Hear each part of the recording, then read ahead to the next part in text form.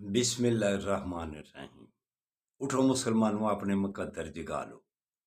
नमाज अदा करके अपने अल्लाह को मना लो। खुल के देख चश्मे दिल आता है लुत्फ क्या नमाज में, हर तरफ आता है नजर नूरे खुदा नमाज में। मेरे दोस्तों, मेरे बरखुरदारों, नमाज अदा कर लेना ही हमारे लिए बेहतरी है। नमाज अदा करने के बाद या बाकियो अल्लाह के नामों का विर्द, फिर अल्लाह की मेहरबानी से दुखों से परेशानियों से महफूज रहोगे। या बाकी हो, नमाज भी अल्लाह के लिए और अल्लाह का विर्द और अल्लाह के नामों का जब तस्बीह पढ़ेंगे तो अल्लाह पर राजी हो जाएगा। तो आका सल्लल्लाहु अलैहि वसल्लम ने इरशाद फरमाया, तकब्बर से बचो। तकब्बर सिर्फ और सिर्फ किसको? अल्लाह की जात को। तो तकब्बर के कुछ बातें ऐसी होती हैं जिससे पता चलता है ये आदमी तकब्बर करता है।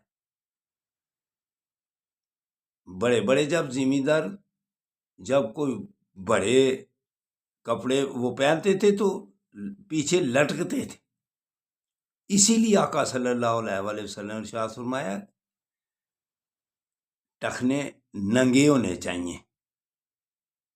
ये नीचे लटकना, मिट्टी के साथ मिलना, इससे भी तकब्बर ज़ाहिर होता है। नमाज की हालत में खास तौर पर तो वैसे भी गिटे नंगे होने चाहिए। तो सलाम अस्सलामु अलैकुम में पहल करना, ये भी बेहतरीन अमल है।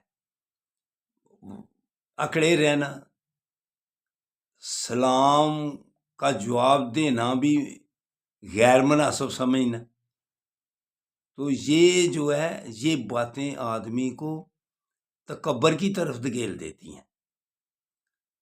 तो 3 आदमी जा रहे हो तो 2 सलाम करे, 2 जा रहे हो तो 1 सलाम में पहल करे।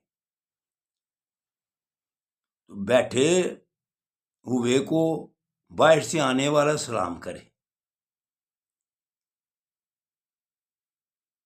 हाँ, अगर मस्जिद में कोई तिलावत कर रहा है, साथ कोई सुनते नफल अदा कर रहा है, अल्लाह का जिक्र कर रहा है बैठकर, तो उसमें बेहतर ये है कि आप खामोश रहें, आप भी अल्लाह का जिक्र करें। मस्जिदों में बातें करना, दुनियावी बातें करना, ये अपने अमल ज़ाया करने वाली बात है।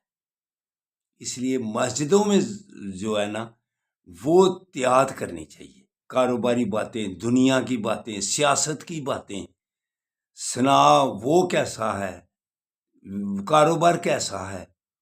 अल्लाह का घर अल्लाह की इबादत करने के लिए होता है, इसलिए अल्लाह के घर से बचो, गुफ्तगू दुनियावी गुफ्तगू करने से बचो। तो मेरे दोस्तों बरखुरदारों, उठो, उठकर नवाफल अदा कर लो और सुन्नतों की पाबंदी कर लो। अल्लाह हाफिज़, अल्लाह हाफिज़, अल्लाह।